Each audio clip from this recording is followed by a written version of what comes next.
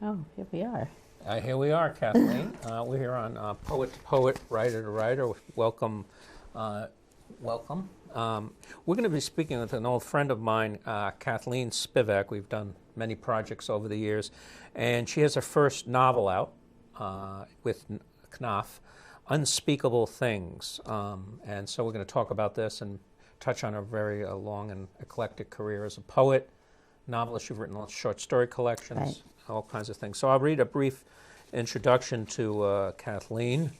Kathleen, again, is the author of the novel Unspeakable Things.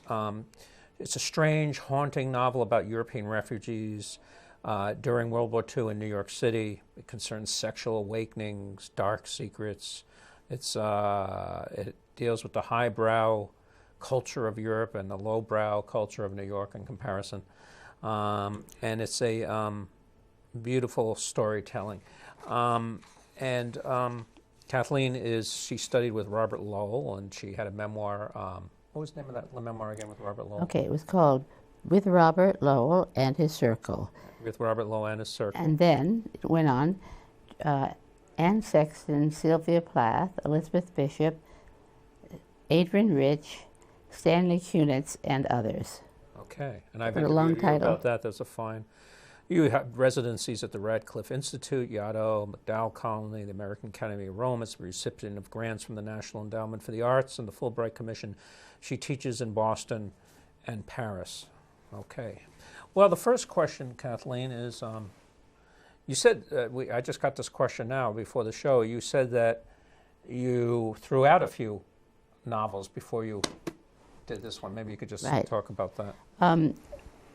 Well, it's a big leap to go from being a poet to being a novelist. And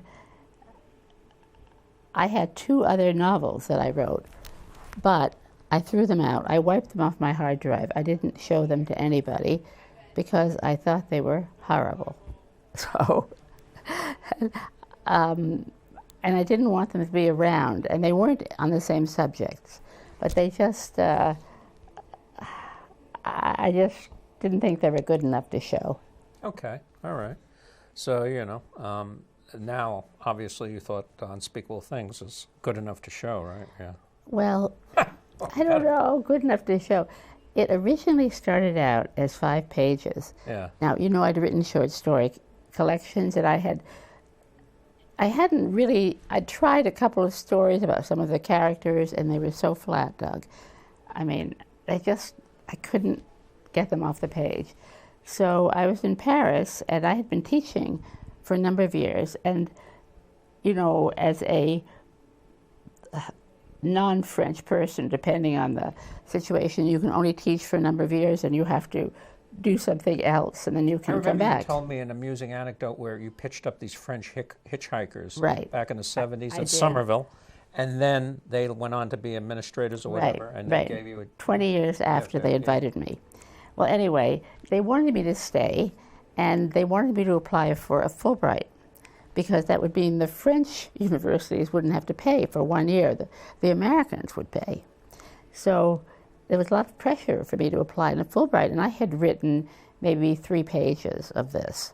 I was planning to send it in as a short story, and to my surprise, the Fulbright took it. So I was suddenly like a visit. I had a Fulbright to be a writer. I didn't have to teach. Now, I had been teaching and doing any kind of odd job since, I don't know, forever. It's the plight of many writers, right? Yeah, I worked at factories because I wanted to know everything. I wanted to be, know about the Ashcan School of Realism. I worked here, I worked there. You played ping pong with Elizabeth Bishop. I played ping pong. That was a pleasure. Yeah. No, it wasn't a job. But anyway, suddenly I had some time, and these 3 pages, I just went into a trance, and they became a whole novel. So, we talked many times before about your own family were refugees from Europe and New York City. How much did you, take from that for your own novel, for this novel? Oh, a lot. Yeah, to tell you maybe the give us truth. examples. For instance. Well, one of the impetus for this was the fact that when my family came here, we were incredibly poor, and we were living in one room in New York.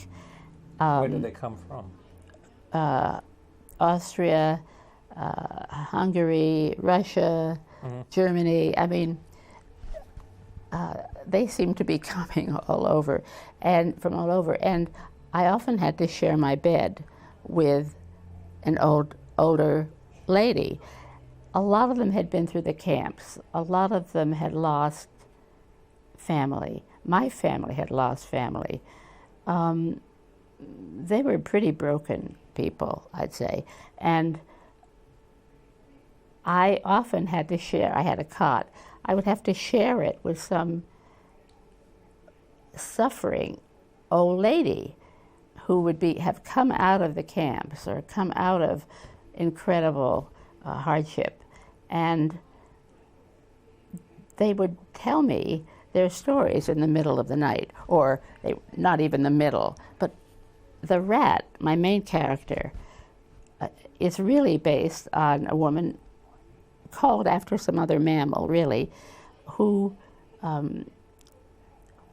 would tell me her story over and over at night, repeatedly. Now, she had lost children as she tried to escape. 2 kids. Now, this rat, the rat in your novel is sort of a hunchback woman with a beautiful face, and she's also the object of desire for a couple of people. Many people. Rasputin, the doctor. Well, she would tell me about this, and not about first the children dying, and then she would tell me about having sold herself to Rasputin. Now, I'd be lying in bed, terrified by the whole story, and at which point she'd suddenly, after a long obsessive preamble, she'd get to selling herself to Rasputin, and then she would say, and then we did unspeakable things. Well, in fact, you have a very graphic scenes of this sexual liaison. We won't go into all the details right now, but it's very graphic. I mean, did she go into details? No. She just said, no, it's unspeakable. No. But you imagined. Yes. Well, she would say the words unspeakable things, and then she would go to sleep. Well, from that point on, I became a lifelong insomniac, because I would just lie awake thinking, oh my God, unspeakable things. What are these unspeakable things? So when I wrote her, I imagined them.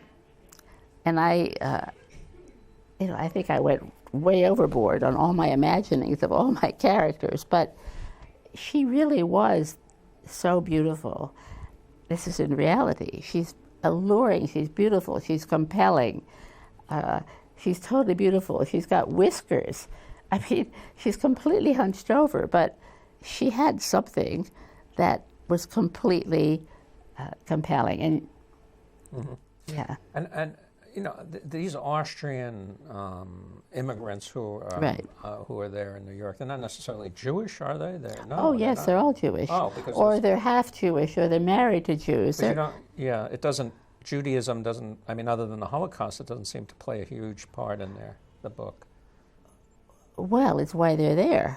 Yeah. Well, I mean, there are other people who escaped Austria. Well, the gypsies and right. So my main character, the person who was going to be my original main character, was my grandfather, Herbert, and the reality is that my dad couldn't get a job. Nobody could get jobs except for my mother, and she would send the kids, me and my brother, to the New York Public Library with my grandfather every day because the library had heat.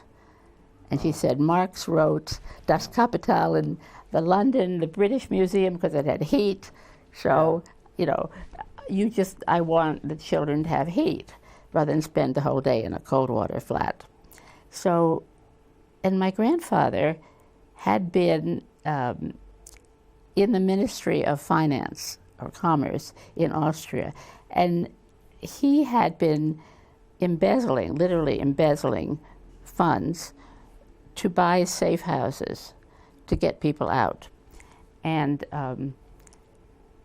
actually, my dad, who was working as a decoder, sort of, had some work as a decoder, finally went to get my grandparents out in 1938. They were on the last train. But a lot of my grandfather's family was lost, and this was never talked about. So Herbert is a complete schemer. He's an Austrian bureaucrat, right? Yes. He's called Herr Hofrat in the book, Mr. Host, but in reality he was called Herr Viz, V-I-Z, Grand Vizier. And he was the most mild little man, kind, very literary. Later he went on, after coming to us, he taught at Chapel Hill and at Berkeley. But he was a real wheeler dealer. So, but how do you explain, for instance, the gentleman, the doctor, what was his name again? Oh, Felix. Who would pleasure himself in front of a portrait of Hitler. I mean, what? Who was he really? Who was he really? Well, now you have to understand. He must have, yeah, well, go ahead. Yeah. Wait a minute. You have to understand the book is based on fact. It's also based on fiction. It's also based on magic. Right. So. So was the doctor supposed to be Jewish? The doctor, he is not Jewish. That's what I thought. So that's why I was confused. That's why no. He's married to a Jewish woman whom he abandons. And he's my true villain. Actually, he is based on the family pediatrician. The guy who he is, the guy who... He's a pedophile also. Yes, the guy who had delivered my mother, believe it or not. And he's living on the Upper East Side. And he is a villain of villains. I mean, when I was writing him, afterwards I said to my editor, oh, maybe I can take away a little of the villainy. He seems a little too much. And she said, no, unfortunately, it all should stay in. But when my parents were alive, when I wrote the book, which is why the real parents are not in the book, because I knew they were going to read it. So, how do you think they would react to reading they read it. They laughed. They did read it. And when we got to Felix, they said, oh, but he was so good with children. It's just what... But did he do anything? I mean, was he good? Or it was horrible. He was totally scary. He would call you a bad girl? Oh, yes, he said bad girl. And he would say, his bedside manner was, he'd say, have you been a bad girl or boy? It's terrifying. And he was the size of children.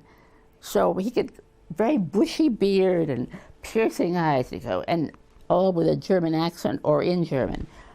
Have you been bad?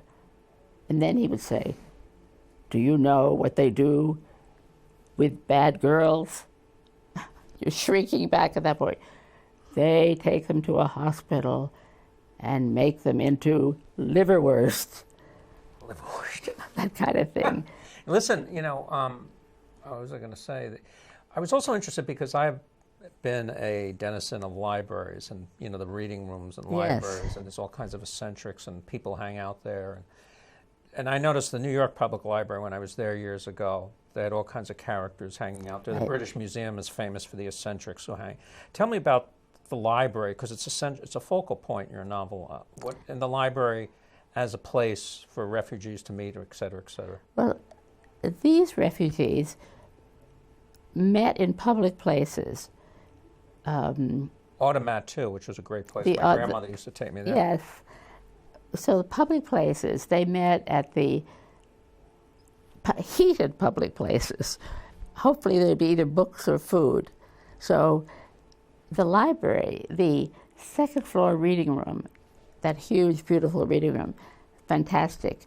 The newspaper room where they had the newspapers rolled on hangers, that was a huge place. They would meet, and the children in the novel would have to sit all day and wait while unspeakable things were being discussed and decided. And petitioners, they would literally come and kiss my grandfather's ring. Wow. And so forth. So and the children would what, you say? The children would sit all And they day. didn't know what was going on? Not really. You have to sit and wait and be a good child. Yeah. And I remember as a child, my parents would speak in Yiddish to my grandparents. I didn't know it. I'd just sit there very dutifully.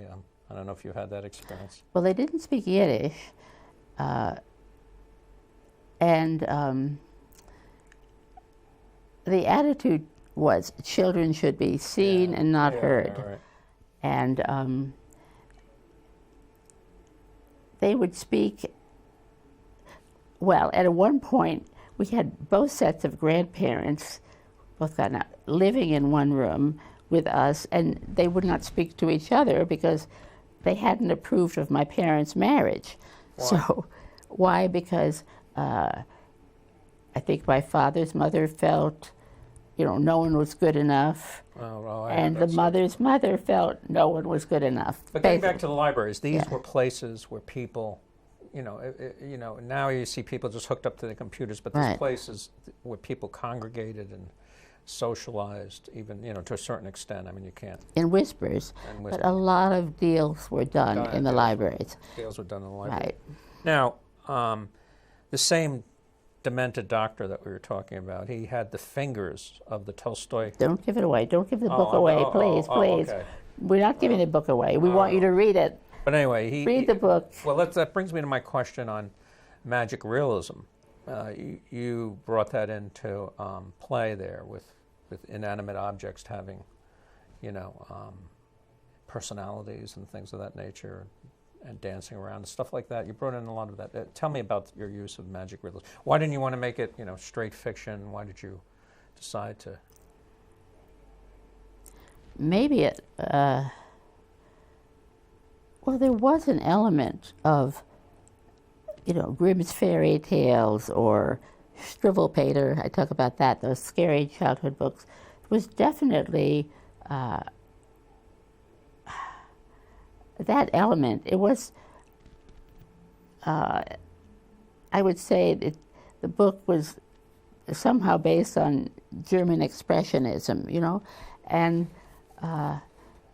so there was that. Now maybe, for instance, Herbert, he had these transparent ears, and he would disappear or leave a scene, exit.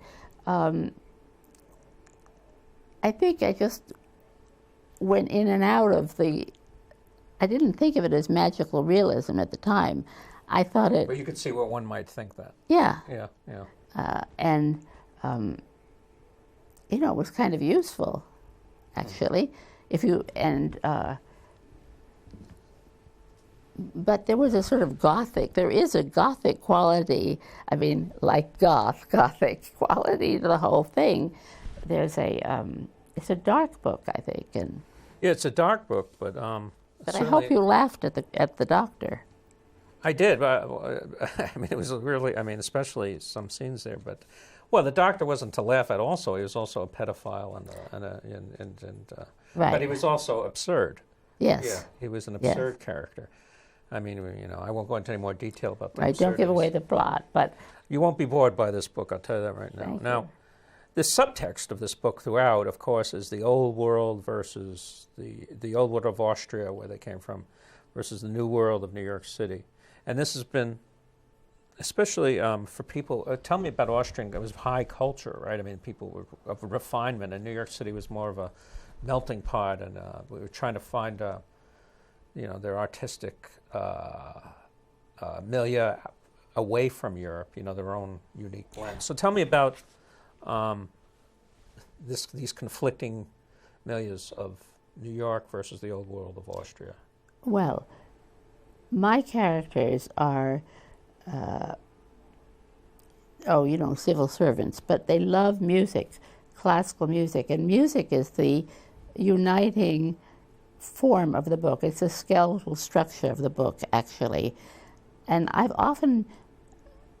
went to Oberlin as a cellist, as well as in English, and music is at the heart of many of my books, though you won't necessarily know it. It's not going to sock you in the eye. But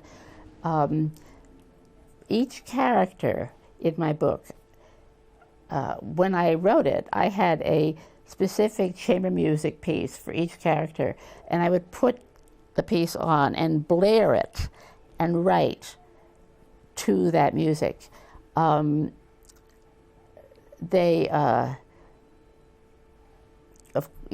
Rat was Schubert. I think Herbert was the Great Gates of Kiev. He was moral righteousness in that very pillar-like way.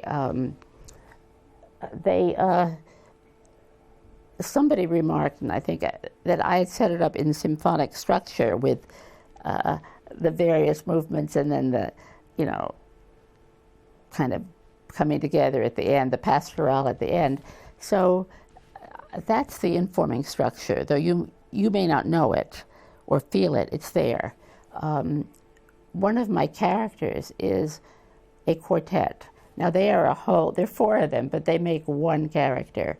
And they seem their instruments are more important than their wives and everything else. Yes. Now, I got that detail from my son, who came to visit me in Paris, and he's a sax player, and he had to sleep with his sax, even when he got a girlfriend. Did he have sax with his sax? No. Anyway, he had said very solemnly, my teacher says you should always be in touch with your instrument. He took it a little step beyond that. Well, my quartet, they take that to heart. And the instruments seem, like I say, magic realism, because the instruments seem to have certain human qualities about them. Right, they do. And things happen as a result, because the musicians live together, sleep with their instruments, and their wives sleep under the beds. And there's a point where the wives rebel at this. Would you like me to read it a little bit? Why don't we? Yeah, because actually I was going to ask you soon to read that. Sure. Okay, if you can remember the page. I don't. Oh, I'll find it somewhere here, because it was...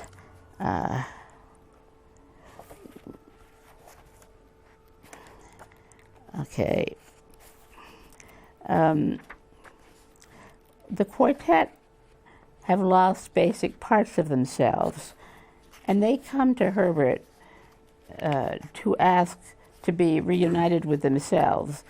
Now, meanwhile, of course, the doctor is busy doing his experiments and trying to clone genius. Okay, now let me...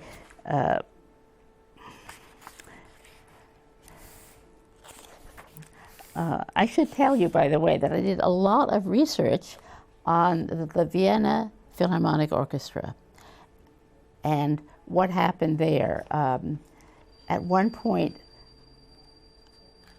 almost 2/3 of the orchestra had joined the Nazi Party. They were turning in other players. They were turning in players who were married to Jews. The conductor Furtwanger is very much in this book too. He was torn, this is true, torn between saving people and also as Hitler's conductor-in-chief, he was responsible for what happened. He tried to smuggle some musicians out, and the Tolstoy Quartet gets smuggled out, but a lot of them he just let go to their death. And you can't find that, just, read another passage that you're fond of. Okay.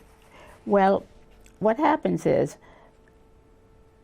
there starts to be a little rebellion among these four wives because they are sleeping under the beds. And the music, and the instruments in the bed. I would think that they would get a little angry. Yes, yes. And suddenly the wives rebel. Because before that, without a word, but with a look, a look that carried far more than words, the women got out of bed, naked, and stretched themselves upon the carpet besides the bed, where they would, with cold, passionless eyes, observe the men's caressing of the musical instruments. But suddenly, one night, one of the women whispered, "I hate music." "Shush, my little one," replied the husbands in one voice, stroking the bellies of their waiting, faithful instruments. "You do not know what you are saying. I hate music, I tell you." The musicians could not respond. They merely grazed the soft curves of the stringed instruments beside them gently with their lips, and the instruments shuddered with a slight ping of the open G string. "Furthermore," added the wives, "I hate your music." And then the wives start saying, "I want to sleep in the bed. I want the bed." And, "Oh, there's dust under the bed. Why did I never see it before? Why must I lie here on the floor looking at the dust while she," the musical instrument, "gets to sleep on the pillow, on my mother's sheets? Does she think I'm just her maid? And one day, the wives leave, but the quartet are so dim and so naive, they don't even notice that the women have left until they stop practicing and go into the kitchen for lunch, as they have always done, and there's no lunch there. "Here we are, my darlings," sang out the first violinist, as he had every lunchtime for 15 years.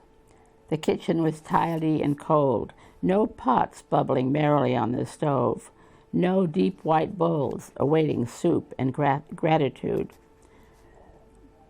Bewildered, the four men looked at one another. What was this? What was this terrible void? "Where are you, my little dumplings?" the men sang out, as if playing a little game of hide and seek. They tiptoed around the room into the pantry. "Where are you, our little mice, our dearest ones, our little strudels?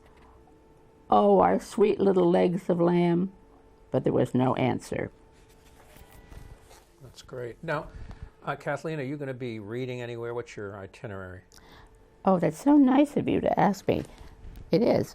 I'm going to be reading at the Wellfleet Library on Cape Cod on, I think it's the July 24th, and then I'm doing a one-day workshop on July 25th. Anybody can come. It's a completely open, all genres, all ages, write your head off workshop. And then on August 9th, I'm doing a reading